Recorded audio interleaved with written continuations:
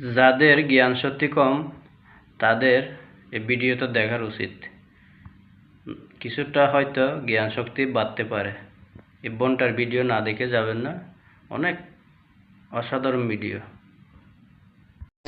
খাবার যতই দামি হোক না কেন, সেই খাবারটা যদি পচে যায় তাহলে সেই খাবারের কোনো দাম থাকে না।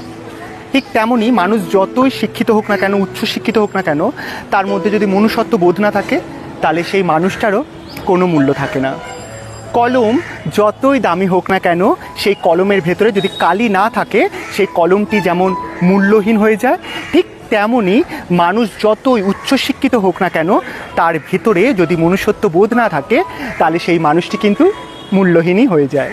তুমি যতই উচ্চ পদ অর্জন করো না কেন, তুমি যত বড়ই ডিগ্রি পাও না কেন, তোমার যদি কথা বলার বাচন ভঙ্গি ঠিক না থাকে, তোমার যদি মানবতা না থাকে, তাহলে কিন্তু সেইটা তোমার অশিক্ষিতের সমানই হয়। আপনার উচ্চশিক্ষার সাথে সাথে সুশিক্ষার খুব প্রয়োজন।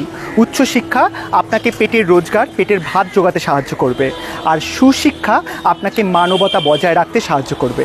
এবার আপনার উপর নির্ভর করছে আপনি উচ্চশিক্ষা চান নাকি সুশিক্ষা চান, কিন্তু মানবতা বজায় রাখার জন্য মনুষ্যত্ব হওয়াটা খুব জরুরি।